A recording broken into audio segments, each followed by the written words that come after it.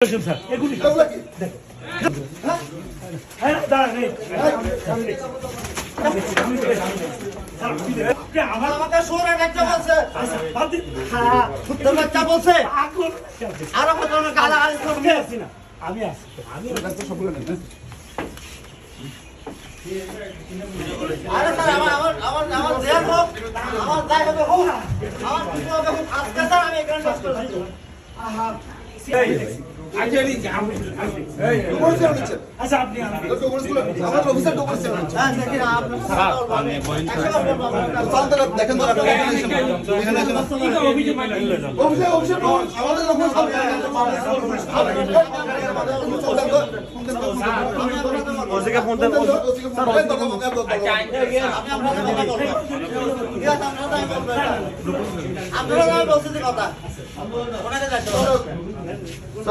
সরকারি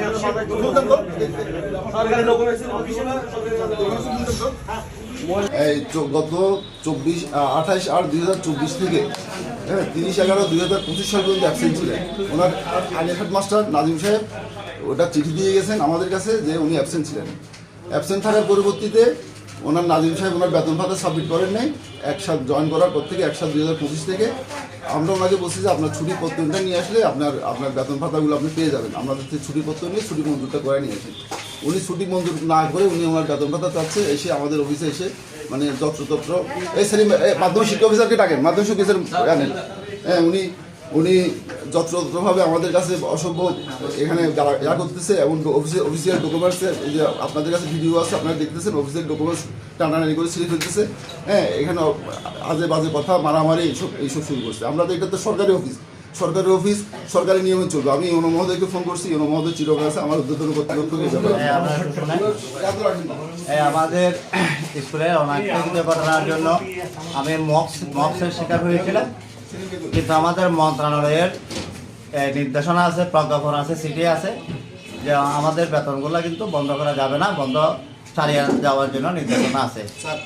তো সেই সুবাদে আমি নির্দেশনা মোতাবেক আমি বলে না, বাংলাদেশের সবাই বেতন তুলতেছে, বেতন চলছে। এক পর্যায়ে আমার এখানে প্রধান শিক্ষক আসলে প্রধান শিক্ষককে নিয়ে আমি ওনার কাছে আসি। উনি বলতেছেন যে আমি আপনার সাথে কোনো কথা বলতে চাচ্ছি না।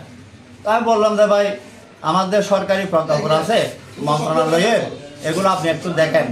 আমরা যারা মৎস্য শিক্ষা এগুলো মন্ত্রণালয়ে দেখাশোনা করতেছে এবং এটা তদন্ত করতেছে। উনি বলতেছেন আপনার কিচ্ছু সবার আমার দরকার নাই, আমি বেরিয়ে যান এখান থেকে।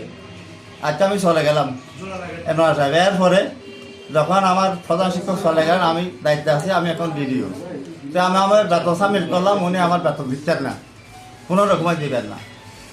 তুমি আসছে আরেকবার যে মন্ত্রণালয়ের যে কাগজপত্রগুলো আছে ওগুলো নিয়ে আপনি এখানে দেখেন মন্ত্রণালয়ের সুনির্দিষ্ট লেখা আছে যে দ্বারা এরকম হয়রানি হেনস্থার শিকার হয়েছে, বাধ্যতামূলক ফজিলতি আগে শিকার হয়েছে, এই সমস্ত শিক্ষকদের বেতন চালু রাখতে হবে এবং এটা মন্ত্রণালয় তদন্ত করবে।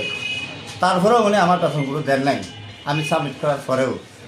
এরপরে বলতেছে যে 5 মাস আমি বেতন দিই নাই, ওই 5 মাসের জন্য আপনি আমাকে একটা ইয়া দেন, এই যোগদান করছেন ওইরকম ওই দেন। আমি সরল বিশ্বাসে দিলাম।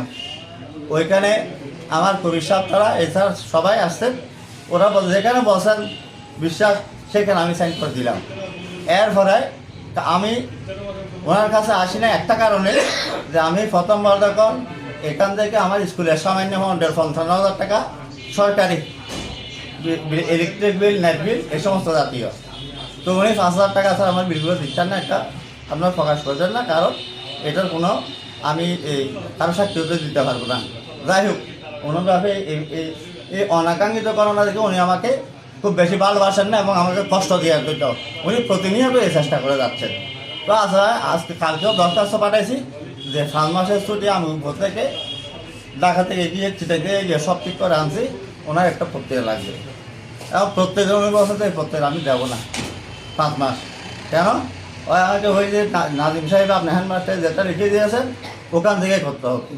তা আমি বললাম যে স্যার আপনি তো সেটা আমি কতবার আসছি তখন বলতে পারতেন, তখন বলতেন যে তো এটা দিলে হবে, এখন বলতে যে এটা তো আপনি দিলে আমাকে হয়রানি করতেছেন। বা আপনি আমাকে হয়রানি কেন করবেন, একেবারে না দিলে না বলে দেন। আর ট্রেজার অভিযোগ আসলে কী হয় কী না হয় এটা আপনাদের জানা আছে। কী করলে মানুষ ভালো হয়, কী করলে মানুষ খারাপ হয়। আমিও অন্য বিনিয়োগ করার পরেও যখন চাচ্ছেন না আমি তাকে যতটা পারেছে আমি ওনার সাথে গেলে তো ভাই উনি আমার সাথে রাফ বিহেভ করে, আপনারা একটু জান। এখন ওনাদেরকে বলতেছেন যে ওই যে 1 তারিখ থেকে যেটা দিয়েছেন ওইখান থেকে করতে হবে। এখন আমি আসলাম যে ভাই আপনি এইখানে তাহলে ওইটাই লিখে দেন যে আমি এটা পারবো না, আমি 5 তারিখে 2 তারিখ দিতে পারবো না, লিখে দিলে আমি চলে যাবো। তো উনি আমার একটা উঠে বলছেন যে এই শুয়ারের বাচ্চা তুই এখান থেকে দূর, এখান থেকে শুয়ারের বাচ্চা বলতে হবে ভাই, এটা কোনো অফিসিয়াল ভাষা। তারপরে প্রমাণ করতে চাইছে যে আমি ওই থেকে দিয়ে উঠছি কিনা প্রমাণ আপনাদের সামনে হয়েছে যারা যারা ছিলেন। আমি কিছু দিয়ে উঠি নাই, আমি কিছু করি নাই। যখন শুয়ারের বাচ্চা ডাকছে এটা কোনো অফিসিয়াল ভাষা হয়, আমি আপনাকে কি করছে আমি নিচ্ছি, আমি দরখাস্ত ইয়াগুলো দরখাস্ত করছি যে ফার্মাসির এটা, আর উনি আমার কাছ থেকে এটাও নিতে দিচ্ছেন না, বলছে এটা অফিসিয়াল ডকুমেন্ট। তা আপনি লিখে না দিলে আমি এটা নিয়ে গিয়ে কী করবো?